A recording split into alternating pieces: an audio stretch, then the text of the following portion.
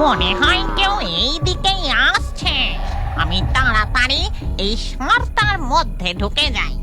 এই কথা বলে ডাইনি ষাঁড়ের মধ্যে ঢুকে যায়।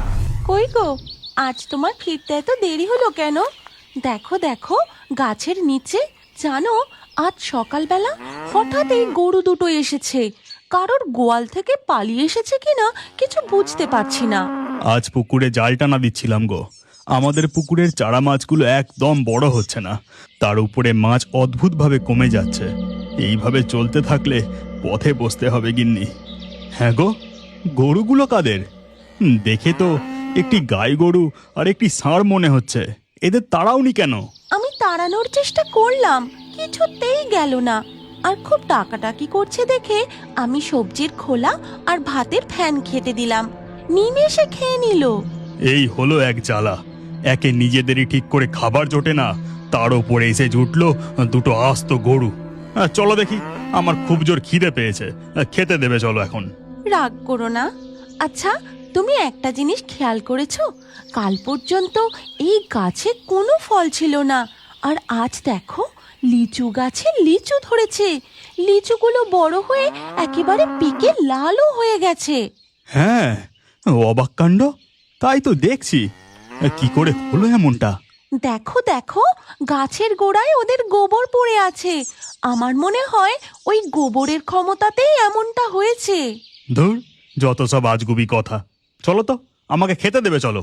এই কথা বলে গোবিন্দ তার হাতের জালটি দাওয়ায় রেখে ঘরে ঢুকে যায়, আর তার পিছু পিছু মাধবীও যায়। এদিকে তখন গরু দুটো, এই জেলে তো খুবই বদমেজাজি, আমাদের তাড়িয়ে দেবে না তো? আমার খুব চিন্তা হচ্ছে। তুমি কোনো চিন্তা করো না, তোমার বাছুর হলে ওরা আমাদের ঠিক মেনে নেবে। তারপর দুধ বিক্রি করে ওদেরও অভাবের সংসারে সচ্ছলতা ফিরবে। আমার যে আবার খিদে পাচ্ছে, কি করি?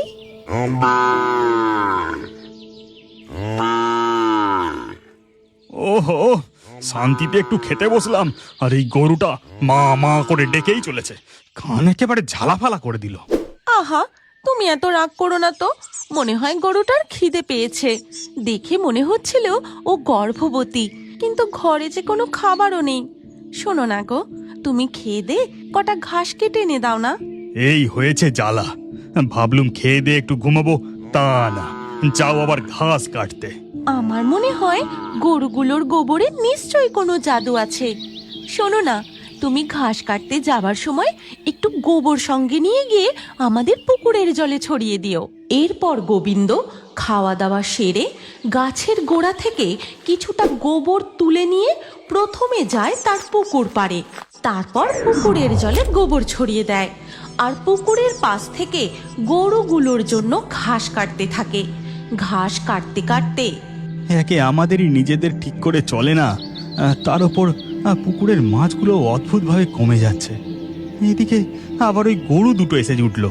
তার পুকুর পাড়ের পাশে তেঁতুল গাছে বসেছিল এক ভয়ঙ্কর ডাইনি। গোবিন্দর কথা সে কান খাড়া করে শুনতে থাকে। এরপর গোবিন্দ ঘাস কেটে সেখান থেকে চলে যেতেই পেটা জেলে এখান থেকে গেছে। এবার রোজের মতো আমি ওর পুকুরে হাত ডুবিয়ে মাছগুলো ধরে ধরে খাই। এই বলে ডাইনি যেই না হাত বাড়িয়ে পুকুরের জলে হাত ডুবিয়েছে, সাথে সাথেই এক অদ্ভুত জাদু তাকে কারেন্টের মতো শক দেয়। ওরে বাবারে, এ কি হলো? কোনোদিন তো এমন হয় না। জেলে পুকুরের জলে ওই গোবর দিল, তারপরেই এমনটা হলো। তবে কি ওই গরু দুটোর মধ্যে কোনো জাদুর শক্তি আছে? না, দেখছি জেলের পিছু নিতে হবে, তারপর গরু দুটোকে। গোবিন্দ ঘাস নিয়ে তার বাড়ির দিকে হেঁটে যায়, আর ডাইনি উড়তে উড়তে তার পিছু নিতে থাকে।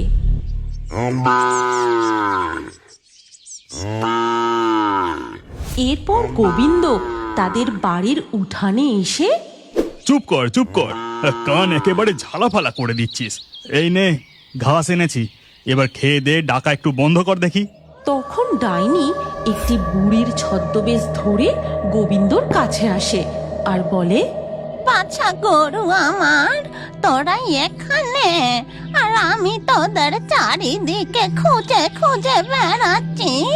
চ বাবা, এবার আমার সাথে তোরা দুজন বাড়ি ফিরে চ। তখন মাধবী সেখানে এসে বুড়িকে বলে, কে গো তুমি বুড়িমা? তোমাকে আগে তো কখনো দেখিনি। এই দুটো গরু আমার পালিয়ে তোমাদের বাড়িতে এসেছে, তাই আমি নিতে এসেছি। ও তাই নাকি? তা এই দুটো গরু যে তোমার, তার কি প্রমাণ আছে? প্রমাণ? প্রমাণ দেখানোর জন্য কি গরুর পরিচয় পত্র তৈরি করে রাখবো নাকি? এই গরু দুটোই আমার। এই কথা বলে বুড়ি যেই না ধবলির দিকে এগোয়, তখনই ষাঁড়টা বুড়িকে মারে এক লাথি।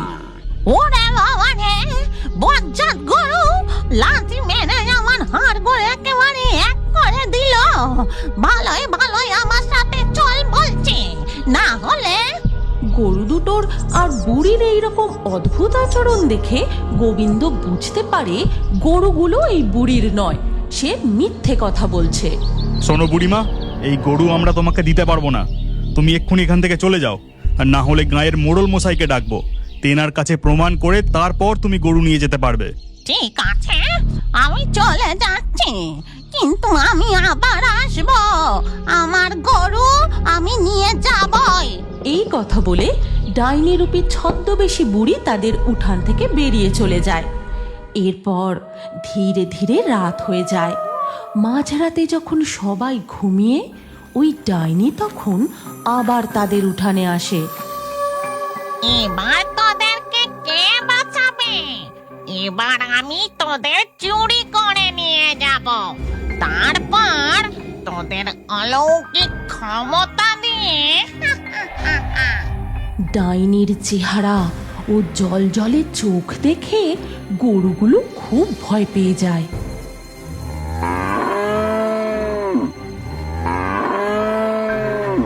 চুপ চুপ চুপ কর তোরা। গরুগুলোর ডাকাডাকিতে মাধবীর ঘুম ভেঙে যায়। কই গো, শুনছো? ওঠো না, দেখো না গরুগুলো কেমন অদ্ভুত ভাবে ডাকছে। মনে হয় কিছু দেখে ওরা ভয় পেয়েছে। হ্যাঁ হ্যাঁ, তাই তো। চলো তো একবার হারিকেনটা নিয়ে দেখে আসি। সর্বনাশ, পায়ের আওয়াজ, মনে হয় কেউ এই দিকেই আসছে। আমি তাড়াতাড়ি এই ষাঁড়টার মধ্যে ঢুকে যাই। এই কথা বলে ডাইনি ষাঁড়ের মধ্যে ঢুকে যায়। মাধবী ও গোবিন্দ হারিকেন নিয়ে গরুগুলোর কাছে এসে কিছুই দেখতে পায় না। গরুগুলো কি দেখে এমন ভয় পেল বলো তো? আশেপাশে তো কিছুই নেই। ও কোনো সাপ দেখেছিল হয়তো। চলো শুয়ে পড়ি। গোবিন্দ ও মাধবী আবার তাদের ঘরে ফিরে যায়। এরপর ধীরে ধীরে সকাল হয়। দেখা যায় ধবলে গরু একটি বাছুরের জন্ম দিয়েছে। মাধবী সেখানে এসে, ও মা, কি সুন্দর বাছুরটা! কিন্তু এ কি, ষাঁড়টা এমন রাগে ফসফস করছে কেন? চোখ একেবারে লাল। ওদিকে গোবিন্দ তার পুকুর থেকে জাল টেনে তুলে দেখে তাতে মস্ত বড় বড় মাছ পড়েছে। এই মাছগুলো তো কালকেই চারা মাছ ছিল, আজ এত বড় বড় হলো কি করে? গিন্নি তার মানে ঠিকই বলেছিল, ওই গরুর গোবরে নিশ্চয়ই কোনো জাদু আছে। এবার মাছগুলো হাটে বেচে তাড়াতাড়ি বাড়ি ফিরে যাই। ওদিকে দেখা যায় মাধবী এক সাধু বাবার কাছে, এই নে, মন্ত্র পড়া জল নিয়ে যা, মনে থাকে যেন আমি যেমনটা বললুম তুই ঠিক তেমনটাই করবি। এরপর মাধবী বাড়ি ফিরে যায়। ওদিকে তখন গোবিন্দ হাটে মাছ বিক্রি করে একটি মাছ নিজেরা খাবে বলে সঙ্গে নিয়ে আসে। এই দেখো গিন্নি, আমাদের পুকুরের কত বড় মাছ! রাতারাতি মাছগুলো বেড়ে একেবারে পুকুর ভরে গেছে। মাধবী গোবিন্দর কথার কোনো উত্তর না দিয়ে মাছটার ওপর মন্ত্র পড়া জল ছিটিয়ে দেয়। তারপর বলে, তুমি এই মাছটা ওই ষাঁড়টার সামনে রাখো তো। এ কি বলছো তুমি? আমরা খাবো বলে মাছটা নিয়ে এলাম, আর তুমি ওদের সামনে রাখতে কেন বলছো? আহ, রাখোই না, তারপর দেখবে কি হয়। গোবিন্দ মাছটা ষাঁড়ের সামনে রাখতেই ষাঁড়টা মাছ খেতে শুরু করে। এইভাবে মাছ খাওয়া দেখে গোবিন্দ তো অবাক হয়ে যায়। এ কি দেখছি আমি, ষাঁড়ও মাছ খায়? এই ষাঁড়টা যে পুরো মাছটা খেয়ে নিল। হে ভগবান, এটা ষাঁড় না অন্য কিছু? এবার দেখো কি হয়। ঠিক তখনই দেখা যায় ওই ষাঁড়টার শরীর ছেড়ে বেরিয়ে আসে এক ভয়ঙ্কর ডাইনি, আর সাথে সাথেই ডাইনির শরীরে আগুন জ্বলতে শুরু করে। ওরে বাবা রে, এ কি হলো? তোরা আমাকে কি খাওয়ালি? ওরে বাবা রে, মরে গেলাম রে। এই কথা বলতে বলতে ডাইনি ছাই হয়ে অদৃশ্য হয়ে যায়। তারপর মাধবী গোবিন্দকে সব কথা খুলে বলে। আমার সন্দেহ হতেই সাধু বাবার কাছে গিয়েছিলাম। সাধু বাবা বলল ওই মেছো ডাইনি তোমার পুকুরে মাছ চুরি করে খেত। ওর কালো ছায়ায় পুকুরের মাছ বড় হচ্ছিল না।